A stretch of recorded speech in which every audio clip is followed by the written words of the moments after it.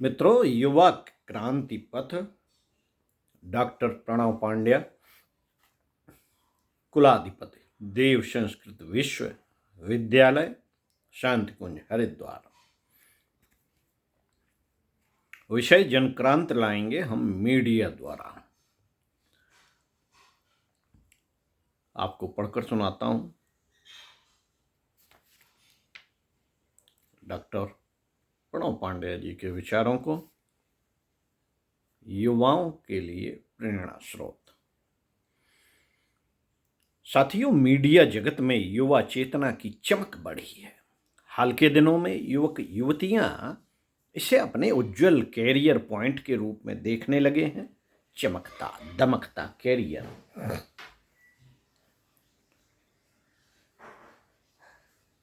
चमकता दमकता career, name fame और पैसा किसी बड़े न्यूज चैनल का ग्लैमरस और मालामाल पत्रकार बनने की ख्वाहिश उन्हें बेचैन किए रहती है।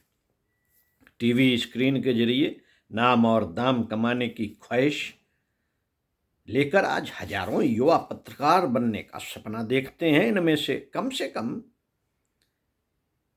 कम ही ऐसे होते हैं जो समाज के लिए कुछ करना चाहते हैं। ज्यादातर को तो प्रसिद्ध पाने की चाहत प्रेरित करती है। इलेक्ट्रॉनिक मीडिया के सामने प्रिंट मीडिया की चमक थोड़ी फीकी जरूर है, लेकिन युवाओं की नज़र में शोहरत एवं कामयाबी के अवसर वहां भी है। मित्रों, यह मीडिया की आज की स्थिति है, लेकिन अपनी शुरुआत में पत्रकारिता हमारे देश में एक मिशन के रूप में जन्मी थी, जिसका उद्देश्य सामाजिक चेतना को और अधिक जागरूक बनाना था, विचार क्रांति के माध्यम से जन क्रांति करना था। तब देश की धरती पर गणेश शंकर विद्यार्थी जैसे युवा देश की सामाजिक, सांस्कृतिक एवं राजनीतिक आजादी के लिए संघर्ष करते थे। न यातनाएं उन्हें विचलित कर पाती थीं और न धमकियां। आर्थिक कष्टों में भी उनकी कलम कांपती नहीं थी। स्वाधीनता के पुरोधा महात्मा गांधी स्वयं पत्रकार थे। महामना मालवीय भी अपनी कलम के साथ इस अभियान में जुटे थे। उन दिनों में युवा रहे हमारे गुरुदेव पत्रकारिता जगत में श्री राम मत के रूप में जाने जाते थे। देश की आजादी के लिए मतवाले श्री राम मत की कलम भी मतवाली थी। इसकी धार पर पैनापन किसी हालत में कुंठित नहीं होता था। आज ज्यादातर युवा टीवी पत्रकारिता के जगमगाते चेहरों राजदीप सरदेसाई, बरखा दत्त या दीपक चौरसिया जैसी शोहरत और पैसा हासिल करने के लिए ललकते हैं। उनका ध्यान राजदीप या बरखा की सफलता के पीछे छुपी उनकी काबिलियत, मेहनत और संघर्ष पर कम ही रहता है। वैसे भी आज मीडिया ने एक उद्योग का रूप ले लिया है। अखबार तथा चैनल कंपनी के रूप में काम कर रहे हैं। बाजार सामाजिक जिम्मेदारी पर पूरी तरह से हावी है। हर चीज नफा नुकसान देखकर तय की जा रही है। जो अनुभवी हैं वे कहने लगे हैं चीजें दूर से जैसी दिखती हैं, हकीकत में वैसी है नहीं। सामाजिक जिम्मेदारी से ज्यादा प्रोफेशनल दबाव है। स्थिति कुछ उलझी सी है। आज की स्थिति में पत्रकारिता में मूल्यों की प्रतिष्ठा के लिए बड़े बलिदान चाहिए।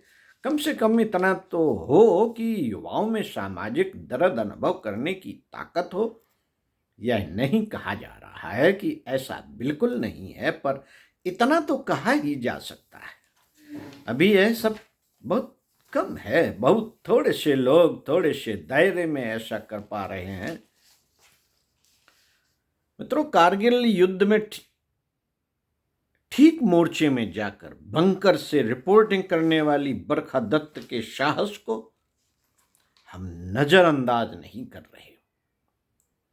परंतु आज यह साहस सामाजिक सांस्कृतिक मुद्दों और आम आदमी के जीवन के दर्द से जूझने के लिए कितना क्या कुछ कर पा रहा है पता नहीं।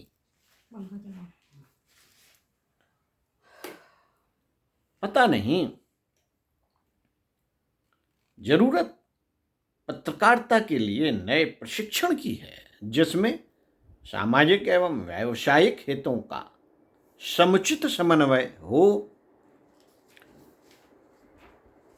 ऐसी पत्रकारिता की जरूरत है जिसमें सामाजिक एवं व्यावसायिक हितों का समुचित समन्वय हो। मित्रों, देव संस्कृत विश्वविद्यालय ने स्वाधीनता युग के युवा पत्रकार श्रीराम मत्त के आदर्शों को लेकर पत्रकारों की नई पीढ़ी तैयार करने की ठानी है। पत्रकारिता फिर से युवाओं के लिए मिशन बन सके, ऐसा भावनात्मक एवं वैचारिक सरंजाम जुटाया जा रहा है। हालांकि अभी यह शैशव अवस्था में है, बचपन की अवस्था में है। इसके लिए विद्यार्थियों एवं संचालकों को कड़ी संघर्ष से गुजरना पड़ रहा है। फिर भी उम्मीदों का तूफान तेज है।